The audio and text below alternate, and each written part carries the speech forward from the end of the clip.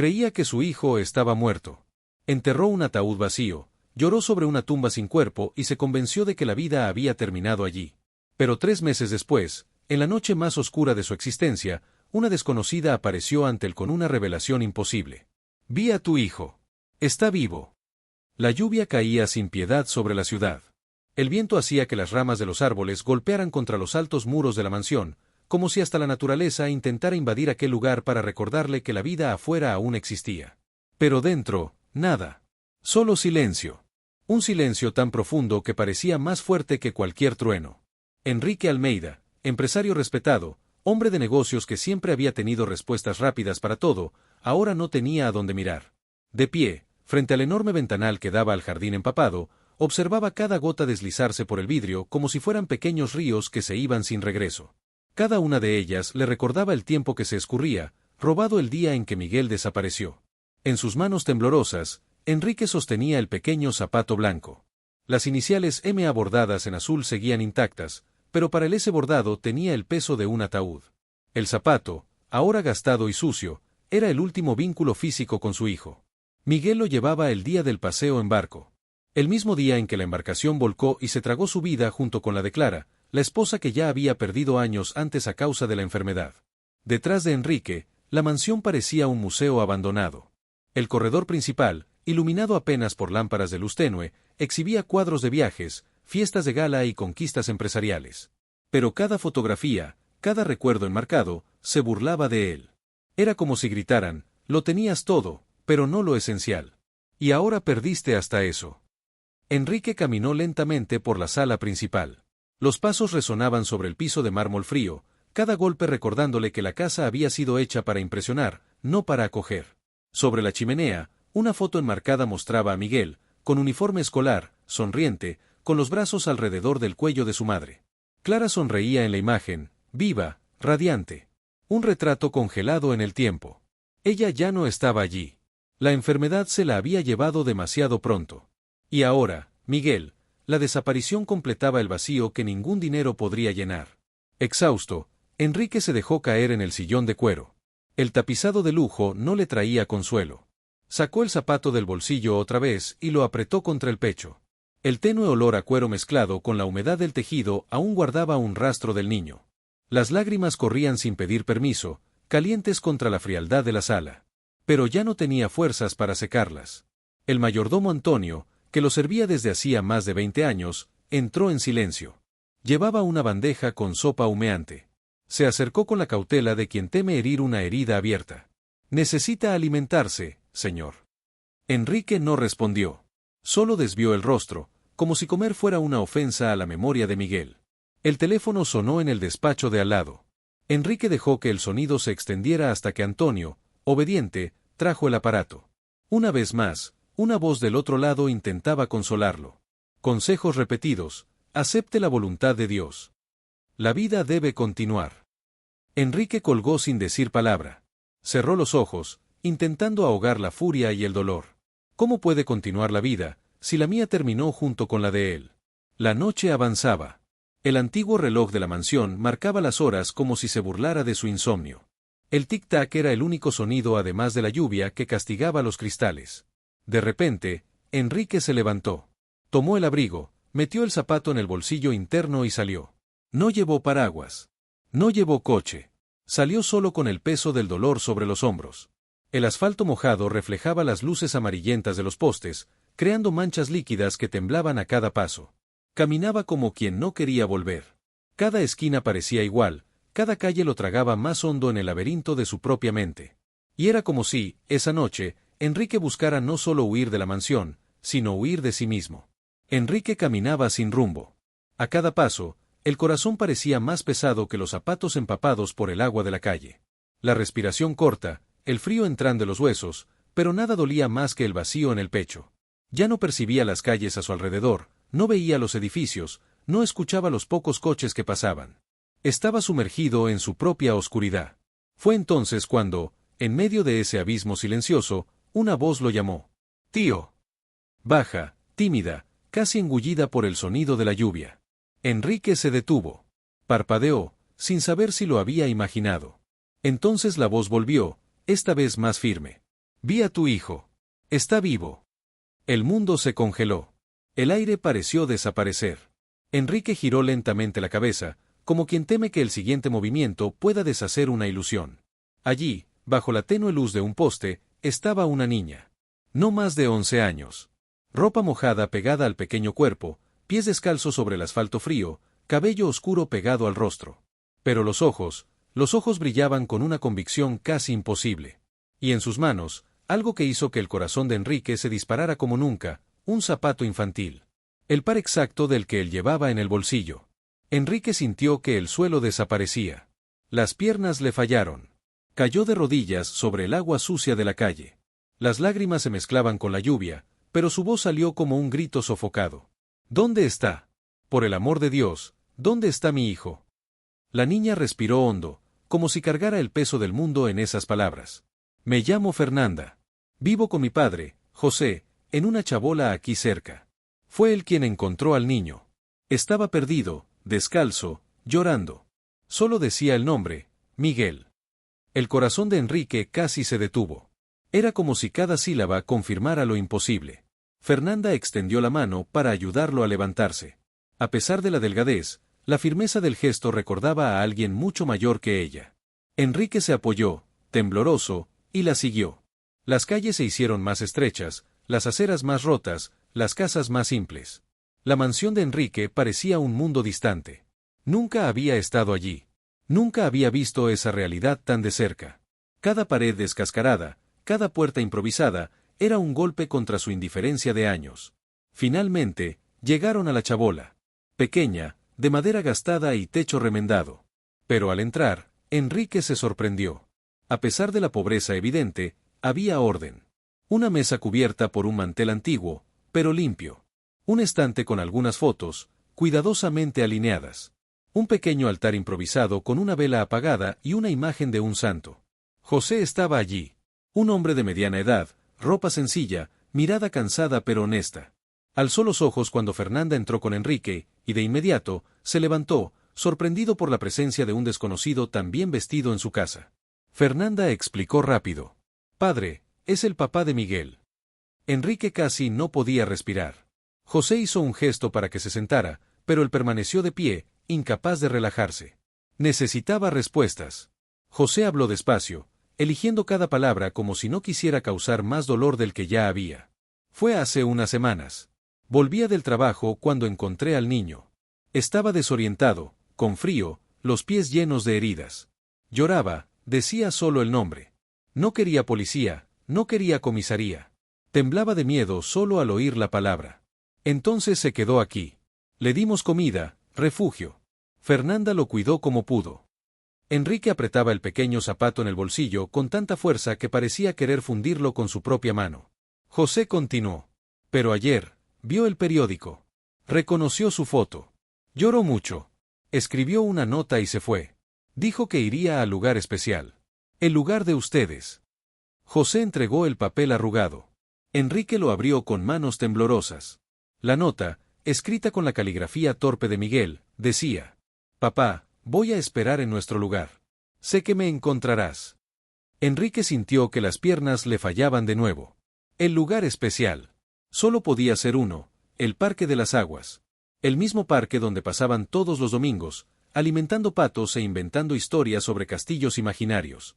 Alzó los ojos, llenos de lágrimas, y dijo con la voz entrecortada: Sé dónde está. La lluvia daba señales de tregua, pero el viento frío cortaba como cuchillas en el rostro. El cielo estaba encapotado, iluminado solo por relámpagos lejanos que surcaban el horizonte. Enrique, Fernanda y José caminaron deprisa por las calles hasta la entrada del Parque de las Aguas. La puerta de hierro rechinaba con el soplo del vendaval, como si guardara un secreto. El corazón de Enrique parecía latir fuera del pecho. Cada paso sonaba como un tambor de guerra. Conocía aquel camino con los ojos cerrados. Allí Miguel corría los domingos, riendo, comiendo palomitas, pidiendo ver a los patos en el lago. El lugar que debía guardar solo recuerdos felices ahora se convertía en el escenario de la duda más cruel. ¿Estaría realmente su hijo allí, o todo no era más que una ilusión desesperada? Las luces de los postes parpadeaban, fallando como velas a punto de apagarse. El reflejo tembloroso del agua mostraba el kiosco de madera, el castillo, como le gustaba llamarlo a Miguel. Enrique apretó la nota en el bolsillo. Las palabras del hijo resonaban en su mente: voy a esperar en nuestro lugar. Sé que me encontrarás.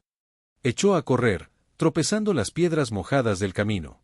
Fernanda y José lo seguían, pero era como si el mundo entero hubiera desaparecido y solo existiera aquel destino. Cuando alcanzó el kiosco, se detuvo. El aire parecía haber desaparecido de sus pulmones. Una pequeña silueta estaba allí, sentada en el banco de madera. Demasiado pequeña para ser un extraño. Demasiado grande para ser solo un recuerdo. Papá. La palabra resonó por el parque como un trueno silencioso. Enrique avanzó sin pensar. Resbaló en el barro, cayó de rodillas, pero no le importó. Las manos le temblaron al sujetar al niño. Y entonces, por fin, el abrazo. Un abrazo desesperado, sofocado, como si quisiera impedir que el tiempo lo separara otra vez. Miguel estaba más delgado, el rostro marcado por el cansancio. Pero vivo. Caliente. Real. Enrique lloraba sin parar, repitiendo entre sollozos: te busqué, hijo mío, nunca dejé de buscar. Y Miguel, con la voz entrecortada, respondió: pensé que nunca volvería a verte. José y Fernanda, a unos pasos de distancia, observaban en silencio. Fernanda apretaba con fuerza sus propias manos, conteniendo las lágrimas. José bajó la cabeza, como si respetara la santidad de aquel momento. Enrique alzó los ojos al cielo, empapado de lágrimas y lluvia. No sabía si agradecía a Dios, al destino, o a aquella niña que había surgido de la nada. Pero sabía que, sin ella, nada de aquello habría sucedido. Miró a Fernanda y susurró con gratitud: fue ella quien me lo devolvió. La caminata de regreso a la mansión parecía una travesía entre dos mundos. De un lado, el lujo vacío que Enrique había construido. Del otro, la simplicidad que acababa de salvarle la vida. Dentro del coche, Miguel se durmió en el regazo del padre. Fernanda observaba al niño en silencio, como si no creyera que había formado parte de algo tan grande. José, callado, miraba por la ventana, guardando sus propias preocupaciones. Cuando llegaron, José y Fernanda dudaron en entrar. El mármol brillante, las imponentes arañas y los cuadros caros parecían gritar que aquel no era su lugar. Pero Enrique se volvió hacia los dos y dijo con voz firme: entren. Esta casa solo tiene sentido si ustedes también forman parte de ella. Y así, por primera vez en meses, la mansión dejó de ser solo una tumba de lujo. La puerta se abrió no solo para traer de vuelta a Miguel, sino para permitir que dos familias completamente diferentes comenzaran a unirse. A la mañana siguiente, la mansión ya no parecía la misma. El sol atravesaba las pesadas cortinas del salón, iluminando muebles que, durante meses, solo habían conocido la sombra. Miguel despertó más tarde, aún exhausto, pero con los ojos vivos. Enrique lo observaba como quien vigila un tesoro recién encontrado, temiendo que desapareciera otra vez si apartaba la mirada por un segundo. En la mesa del desayuno, el silencio incómodo fue roto por la voz baja de José. Agradezco lo que hizo ayer. Pero no queremos molestar. Fernanda y yo podemos volver a nuestro rincón. Enrique dejó la taza, firme. No molestan. Al contrario. Fue por ustedes que mi hijo regresó a casa. Y no quiero que se vayan de aquí como si nada hubiera pasado. José desvió la mirada. Estaba acostumbrado a favores que venían con precio escondido. La vida le había enseñado a desconfiar de promesas demasiado buenas. No quiero limosna, señor Enrique. Trabajo con mis manos. Es lo que sé hacer. Enrique respiró hondo. No es limosna. Te quiero conmigo en la empresa. Un trabajo digno, con salario, beneficios, todo lo que corresponde. Y quiero que Fernanda estudie, que tenga futuro. No voy a obligar a nadie, pero si aceptas, esta casa puede ser el recomienzo de todos nosotros. Fernanda alzó los ojos por primera vez, sorprendida. El corazón le latía acelerado solo de imaginar asistir a una escuela de verdad, con libros nuevos y compañeros. Pero se quedó callada. Sabía que la decisión correspondía al padre. Cayó la noche, y en la mansión el clima era diferente. Por primera vez, risas resonaron por los pasillos. Miguel insistió en mostrarle a Fernanda el piano del salón. Los pequeños dedos se deslizaron por las teclas, produciendo una melodía simple. Fernanda, tímida, se acercó. «¿Puedo intentar?» Miguel sonrió y asintió. Y allí, lado a lado, los dos empezaron a construir una amistad tan natural que parecía haber nacido en la misma sangre. Mientras tanto, José caminaba por el jardín, en silencio. Enrique se acercó. «Estás pensando en rechazar, ¿verdad?» José tardó en responder. Tengo miedo. Miedo de aceptar y luego perderlo todo de nuevo. Miedo de que sea demasiado bueno para ser verdad. Enrique puso la mano en su hombro. Yo también tengo miedo. Tuve miedo de no volver a ver a mi hijo. Tuve miedo de no soportar vivir. Pero aprendí, de la peor manera, que el miedo solo roba el tiempo que ya es demasiado corto. Esa noche, Fernanda se durmió entre sábanas limpias por primera vez en su vida. José se quedó despierto, mirando el techo, reflexionando en silencio. La respiración suave de su hija a su lado le recordaba que negar aquel futuro sería robarle lo que siempre soñó darle. Cuando salió el sol, José tomó valor. En la cocina, con la voz firme pero las manos temblorosas, declaró: acepto. Trabajaré con usted. Pero quiero que sepa, daré lo mejor de mí. No voy a decepcionar. Enrique sonrió y, por primera vez en mucho tiempo, sintió esperanza no solo para sí, sino para todos. Pasaron semanas. La mansión cobró vida. Miguel recuperaba peso, reía de nuevo, volvía a la escuela. Fernanda se adaptaba a las clases, curiosa, dedicada, siempre ayudando al amigo. José mostraba un talento raro en el trabajo. Organizado, atento, encontraba soluciones prácticas que nadie más percibía.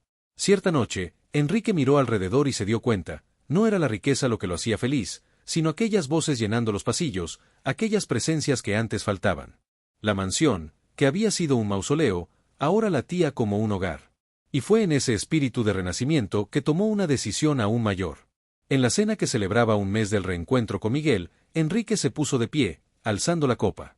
Quiero abrir una fundación. En su barrio. No para dar limosna, sino para dar oportunidad. Para transformar el dolor en esperanza. José bajó la cabeza, emocionado. Fernanda sonrió como quien ve nacer un sueño ante sus ojos. Miguel aplaudió, orgulloso.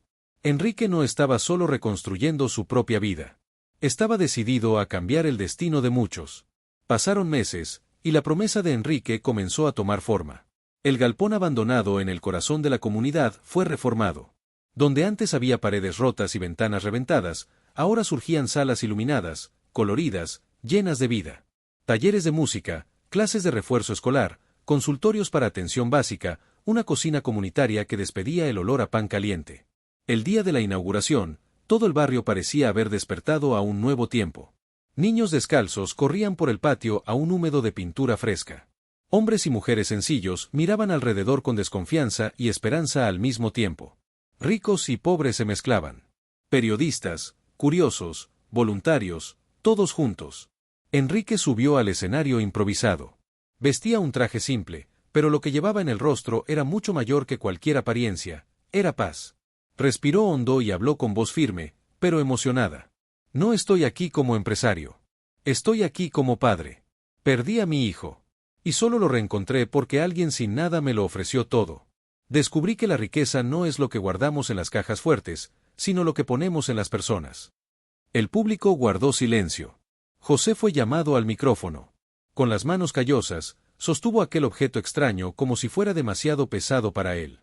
Dijo pocas palabras, pero cada una de ellas entró hondo en los corazones presentes. No queremos dependencia. Queremos puertas abiertas y suelo firme. Queremos la oportunidad de construir con nuestras propias manos. Aplausos resonaron por el espacio. El coro de niños subió al escenario. Y entre ellos, Fernanda, ahora con uniforme escolar limpio, cantó como solista. La voz firme y dulce llenó la fundación de emoción. Miguel, sentado en primera fila, lloraba de orgullo. Después de la ceremonia, Miguel corrió hacia Fernanda. En las manos, llevaba una pequeña caja de música que había pertenecido a su madre, Clara. Se la entregó con una sonrisa tímida. Ahora es tuya. ¿Por qué te quedaste? Porque me devolviste a mi papá. Fernanda sostuvo el regalo como si fuera un tesoro. José y Enrique, a pocos pasos, se miraron. Ninguna palabra sería suficiente. Pero aún así intercambiaron confesiones. Has cambiado, dijo José. Todos cambiamos, respondió Enrique. Yo necesité romperme para volverme a alguien mejor. Y tú siempre tuviste lo que importaba, amor y dignidad. El sol se ponía detrás del edificio recién reformado, pintando el cielo de tonos dorados y rojizos. La fundación vibraba con voces, risas, niños corriendo. Los voluntarios conversaban animados, ya planeando las próximas actividades. En la veranda, Miguel y Fernanda montaban un pequeño telescopio, apuntando al cielo nocturno que comenzaba a surgir. «Vamos a ver las estrellas», dijo Miguel. Y, por un instante, todo pareció perfecto. Enrique alzó el rostro al cielo. Por primera vez en meses, sintió paz. La tragedia no había sido borrada. Pero había sido utilizada. Un zapato perdido se volvió mapa. Una niña descalza se volvió guía. Un padre exhausto se volvió puente. Si esta historia te conmovió, deja tu like ahora mismo. Suscríbete al canal para no perder las próximas narrativas emocionantes. Y escribe en los comentarios, ¿qué parte te tocó más? ¿Desde qué ciudad nos estás viendo? Comparte este video con alguien que necesite esperanza hoy. Porque, a veces, una sola historia puede ser el puente entre el dolor y la transformación.